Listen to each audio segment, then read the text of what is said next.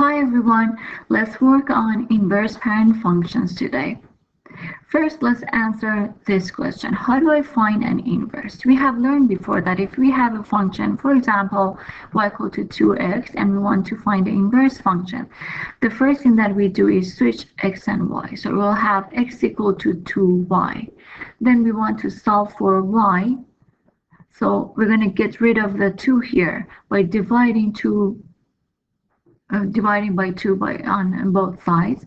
Then we'll get rid of the 2 and y is equal to x over 2. Now this is our inverse function, f negative 1 of x equal to x over 2. The same way we can solve and find the inverse function for a trig function like y equal to sine of x. So first of all, we switch x and y. So I'm going to have x equal to sine of y. Then we want to solve for y.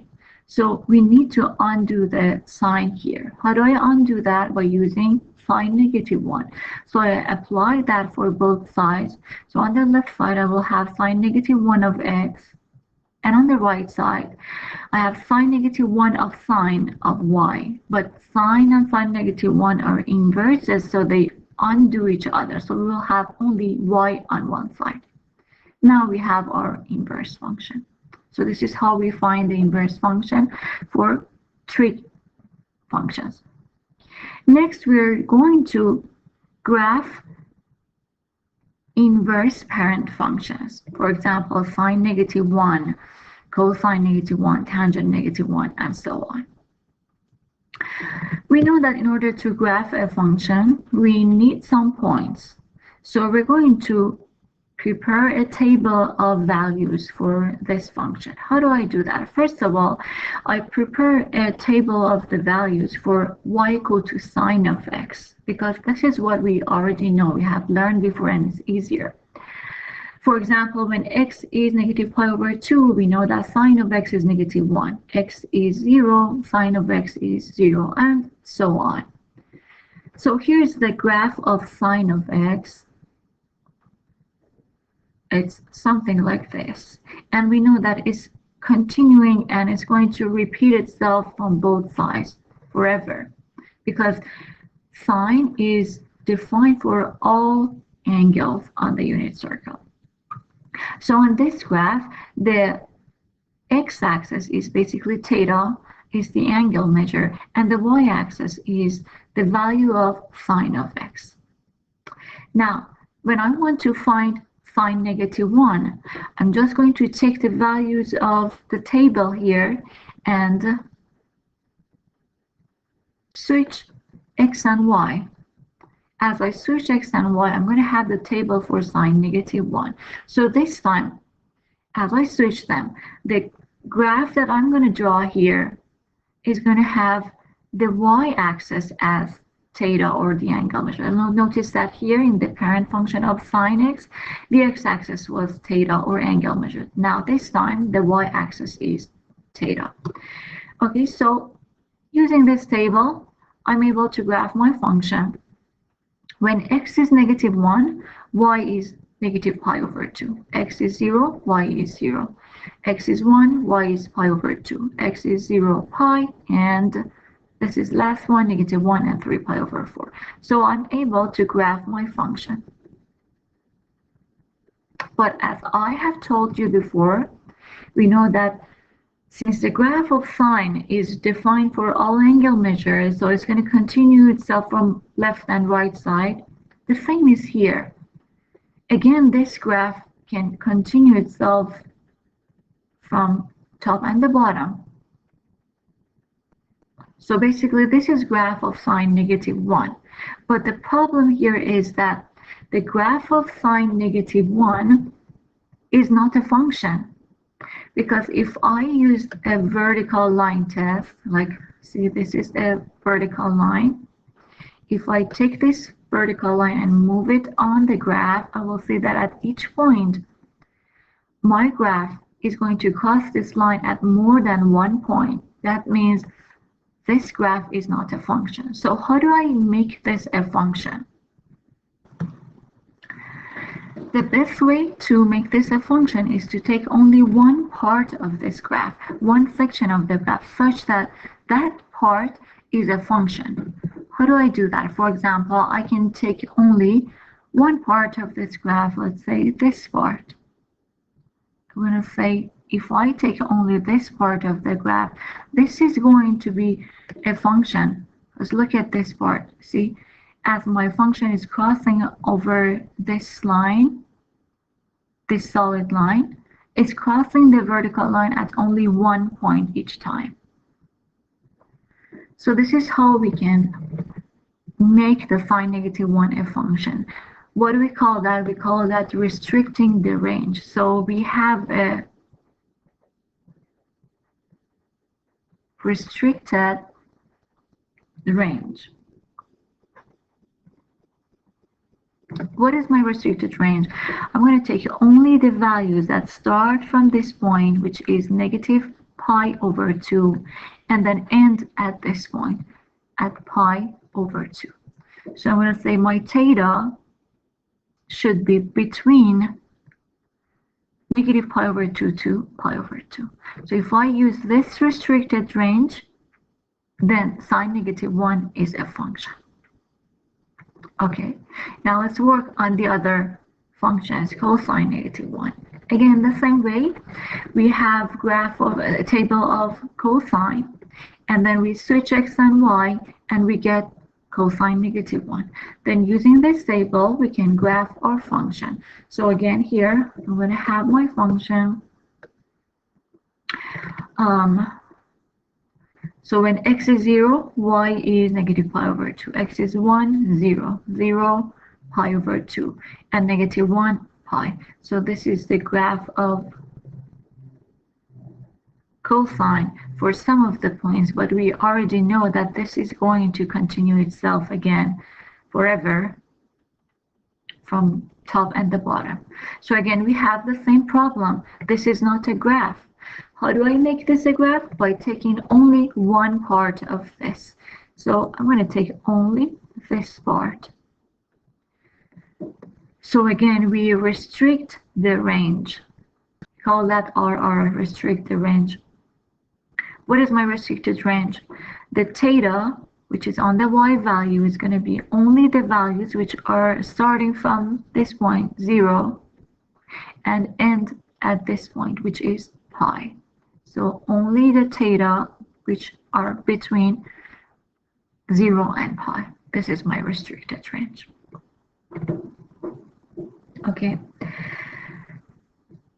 So once again, let's compare sine -1 and cosine -1. We notice that they are really similar to each other. The general shape is similar to each other, but the difference between them is that sine -1 is again passing through 0 and 0, but cosine -1 is passing through 1 and 0. So this is the difference between sine -1 and cosine -1. That's how you can identify these two graphs. Okay, let's go to tangent -1. So here we have a table of tangents. When x is 0, y is 0, pi/4, y is 1. When x is pi/2, or the angle is pi/2, then we have undefined for the y value. What does that mean? That means we have a vertical asymptote. If you remember, the graph of tangent was something like this. It's something like this, which is repeating itself for infinite number of times. And at these points, which are pi/2 and -pi/2, the graph is undefined. That means we have a vertical asymptote here. So at these points, we have vertical asymptote. Now, to find tangent -1, I'm going to switch x and y. Switch x and y again, and this time the undefined values are going to be for the x values. The y values are the angles this time, and now the undefined values are the or for x values, that means we're going to have horizontal asymptotes on these points. So this time, these are horizontal asymptotes. So let's see how the graph is going to look like. When x is 0, y is 0, that's one of the points. And x is 1, y is pi over 4. X is negative 1, y is negative pi over 4. But when, like, look at these undefined values, the angle is pi over 2, like here, the x is undefined. That means we have a horizontal asymptote here. And the same is for negative pi over 2. We have a horizontal asymptote. And then the graph is going to look something like this.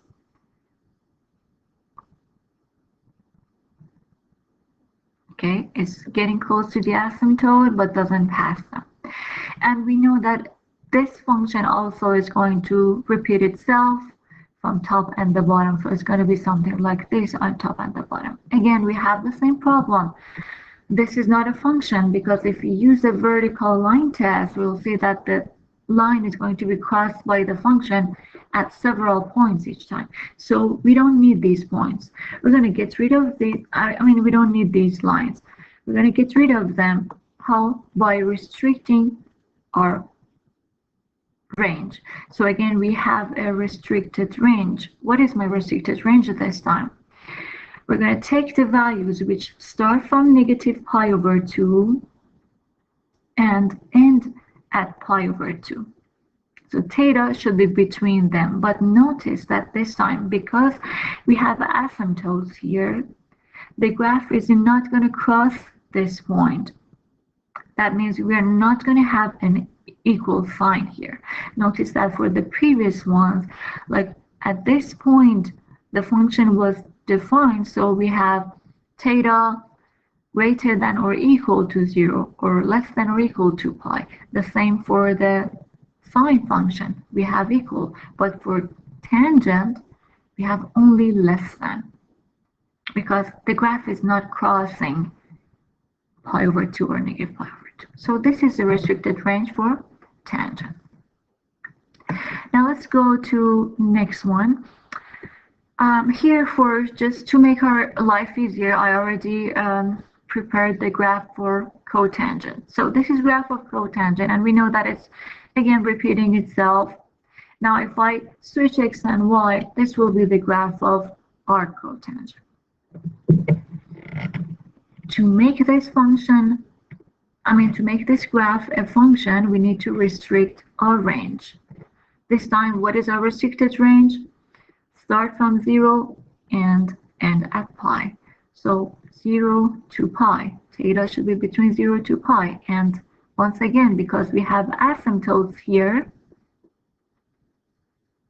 we cannot have an equal sign here. It's just less than. Notice in the cotangent function also we had asymptotes. Over there we had vertical asymptotes, and now they have turned into a horizontal asymptote. So this is a restricted range for cotangent. And next we have secant function. We know that secant is basically, secant of x is basically reciprocal of cosine, 1 over cosine of x.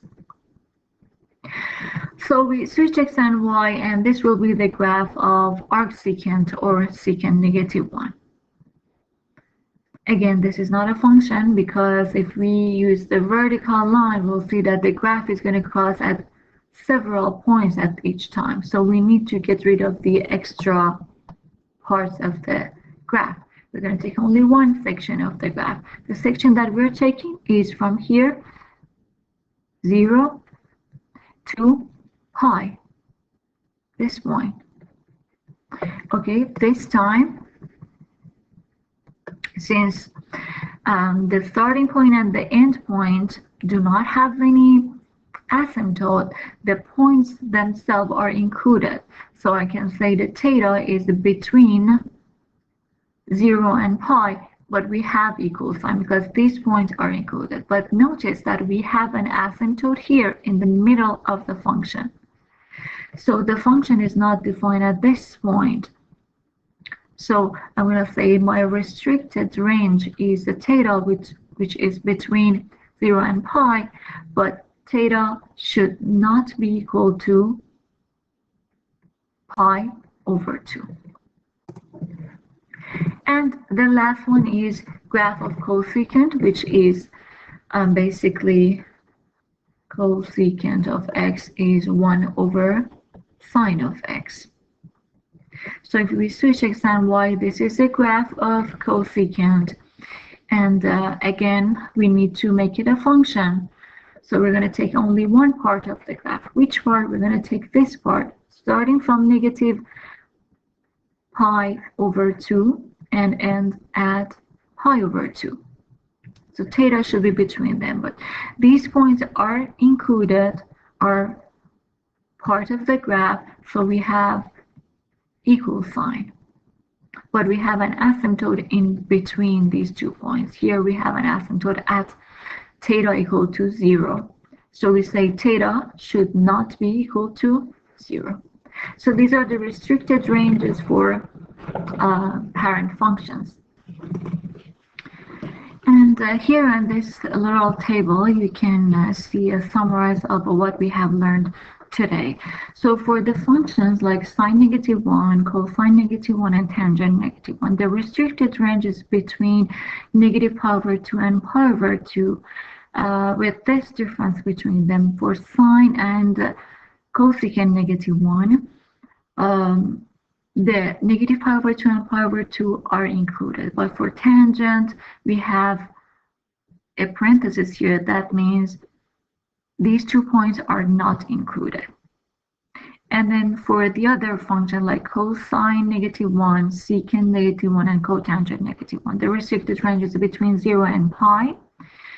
But for cosine and secant, 0 and pi are included. For tangent, 0 and pi are not included. Also, we need to remember that for cosecant -1, we need to remember this, that there is another restriction, that theta should not be equal to 0. And for secant -1, theta should not be equal to pi over 2. And these points that you see here, like for sine -1, it meets 0 and 0. Cosine -1 does not meet 0 and 0. This is just a little basically trick for you to remember the graph of sine -1 and cosine -1. I already talked about this for you here. Graph of sine -1 is meeting 0 and 0, but cosine -1 does not meet 0 and 0. It's going to start from 1 and 0. And then graph of tangent -1 is increasing. You see it's going up. But graph of cotangent -1 is going down.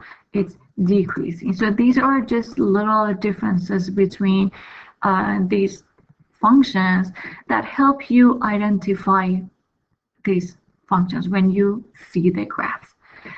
Okay, so this was today's lesson. I hope it was helpful for you. Have a great day.